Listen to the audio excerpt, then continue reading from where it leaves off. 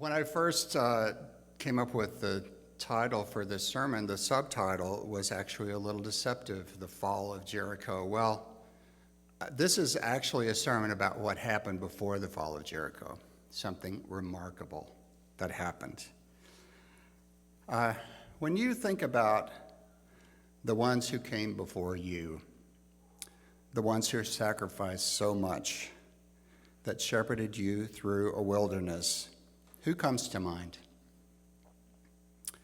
I think of my dad, faithful to God from birth to the ripe old age of 96.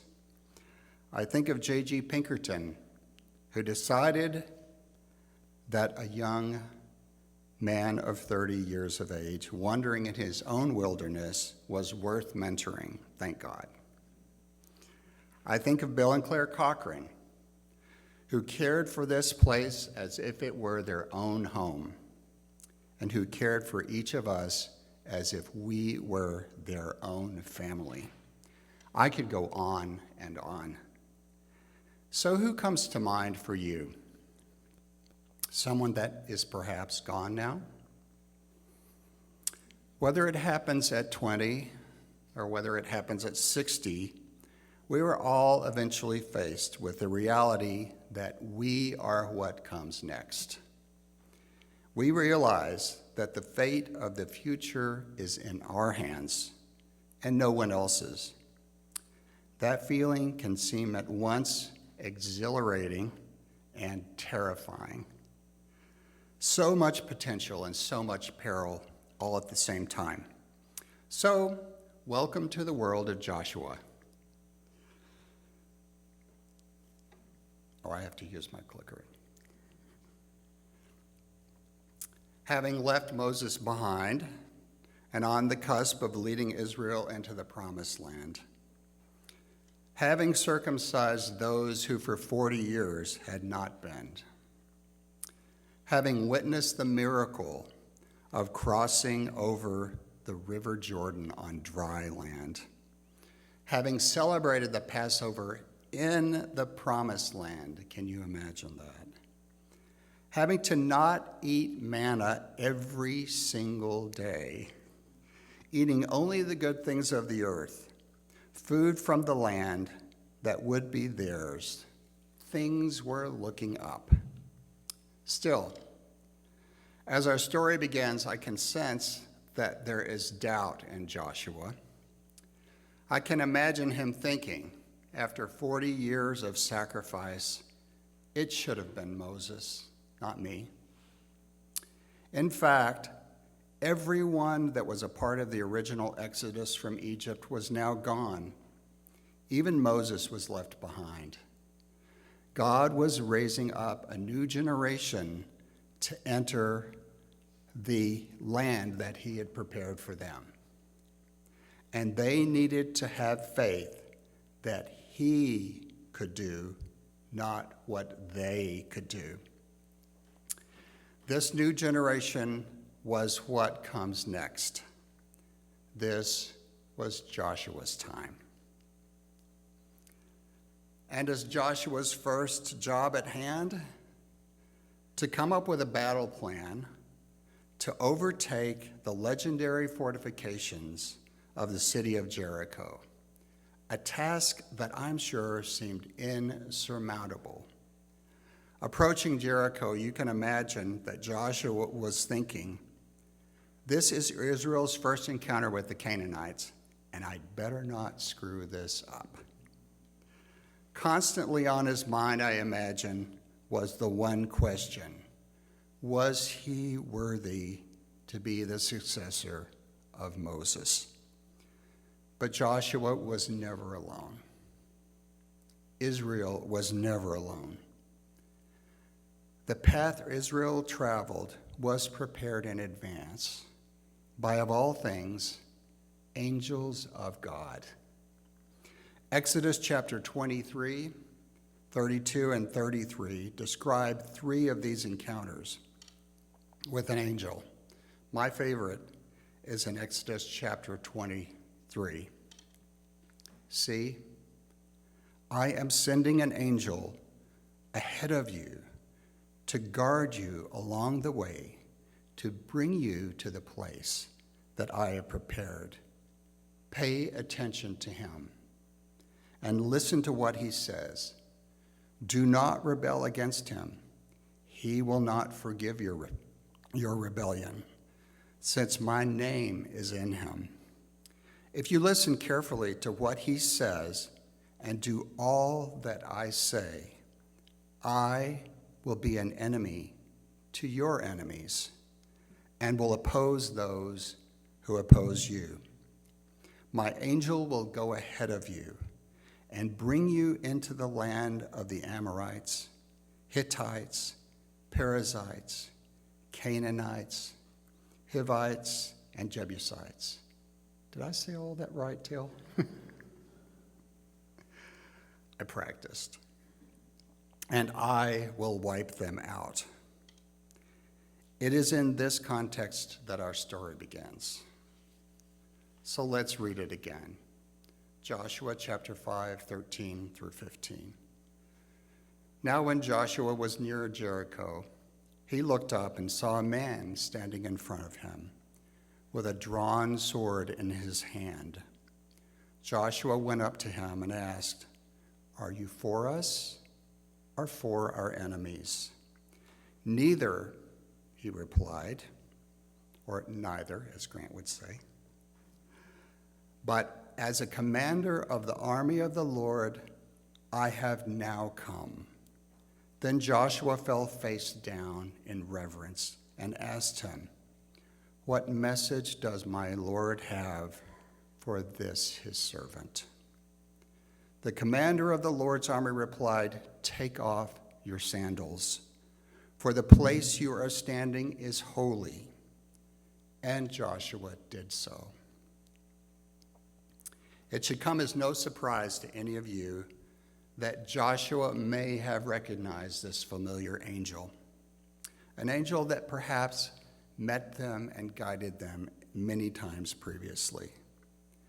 Now that God had Joshua's attention, the angel proceeded to share with him the secret of success in Jericho, a military plan to defy all military plans. Imagine that. The priests, followed by the Ark of the Covenant, were to march once around the city for 6 days, blowing ram's horns each day and ending with a great shout. On the 7th day, they were to march around 7 times and blow the ram's horns with one last great shout.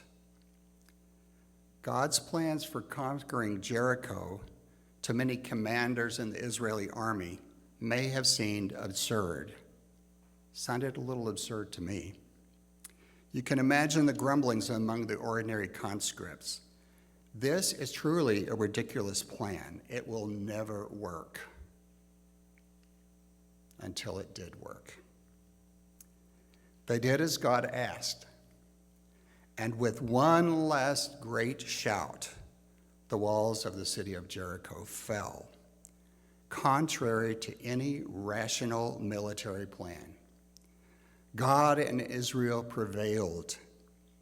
The fall of Jericho stunned both the residents of that city and the people of Israel. All of Jericho was wiped out. Every man, woman, and child, save a prostitute who had assisted Israel and her family, they were all wiped out. Why this happened is a great mystery to me, and it would take an entire series of sermons to explain it. It's not for us to address today. Safe to say that I do not believe that God moves in the modern world in such a violent and devastating way. There is, however, a new way, the way of Jesus Christ, of reconciliation, a drawing of mankind close to God. If you've been in this church for any time at all, you know this verse, John chapter 12, verse 32. "And I when I am lifted up from the earth, will draw all people to myself. God presents a radically different approach to the battles before us, but are we prepared for them? This is such a striking universal question. Are you for us or for our enemies? In our time, it seems to be the question behind almost every conflict, almost every debate. Spoken or unspoken, the question hangs in the air, and you've heard it before. So whose side are you on anyway? What should be our response? Remember the angel's answer. Neither. Neither. In many cultures in the world, as a sign of respect and reverence, you take off your shoes or sandals when entering a holy place. I realized when I was preparing this lesson that there's something else that happens when you take off your sandals. You cannot fight. You cannot fight without shoes. And with bare feet touching the earth, you are all the more connected to the ground, holy ground. Through human history, oh, the battles we have planned, oh, the suffering we have wrought. What would change in this world if we could consciously choose, in the face of conflict and challenge, to simply remove our shoes and recognize that we are in the presence of God, on holy ground? What would happen if we then prepared to listen to what God has to say about the battle in front of us, our Jericho? When we are sketching out a battle plan, whether it's a noble one or an ignoble one, are we thinking about what God would have to say? What if, in the face of conflict and challenge, we rejected the typical, "Are you for us or for our enemies?" question and asked instead, "What message does my Lord have for this, his servant?" We may be on the cusp of a great deal of instability, chaos, and conflict in this country and in the world. I pray every day that this is not the case. But if it comes, we need to be clear-eyed about the challenge ahead of us. Walls, barriers, fortifications will be erected. The pressure to circle the wagons and begin asking questions like, "Are you for us or for our enemies?" will be intense. In conventional thinking, the temptation to define our enemies, to denigrate them, to dehumanize them, to vilify, and yes, destroy them, will be immense. And if we are considered the enemy, what then? Conventional thought would have us respond in kind. You've heard it before. If we can give it as well as we can take it. Injustice, war, dehumanization, abuse, violence, denigration, open lies about the most vulnerable among us. All these things can tear down the human spirit. Dare we make battle plans based on such things? Things that, if we are truly listening, are anathema to the Spirit of God. When challenge comes our way, and it will, our primary task when gathering in this sacred assembly is not to define our enemies, put on our battle shoes, to gird our armor and draw our sword. No. Our obligation is to remove our sandals and to recognize that we are standing on holy ground. This is holy ground. In the presence of the greatest of spiritual warriors, we will then humbly ask, God, what message do you have for me, your humble servant? Are you listening? Are we listening? What does the angel have to say? Best listen now instead of in the heat of battle. Conventional warfare always involves the denigration and destruction of another human being. Don't do it. No matter how fervent and the rhetoric, refuse to do it. And when your fellow conscript asks you, just whose side are you on anyway? Or, are you with us or for our enemies? You will know the answer. Neither. Neither. Am I for us or for them? I am for humankind. Beautifully made human beings, all created in the image of God. Some may claim, but these people are my enemies. I must respond. And what does God say? Listen carefully. Exodus chapter 23. I will be the enemy of your enemies. I will oppose those who oppose you. Who will? God will. Not my job.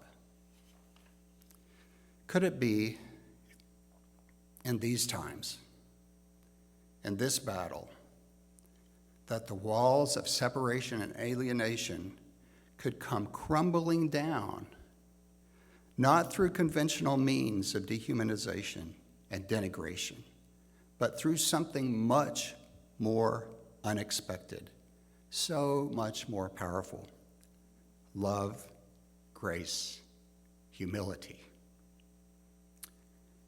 The way of empathy and unconditional love, the way of mutual respect and overwhelming kindness can tear down the most daunting fortifications.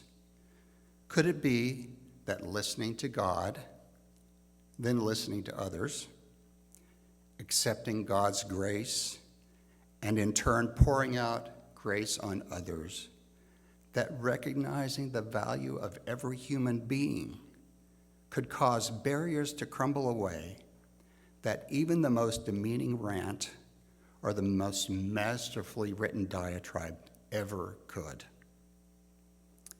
There are battles to be fought, no doubt, but not on our terms, on God's terms. When we come to this place, to be with these people, take off your shoes, for you are on holy ground. What happens when we take off our sandals? We cannot fight. And when fighting shoes and our fighting plans are laid aside, we are suddenly able to gather in the presence of God to finally listen to what he has to tell us.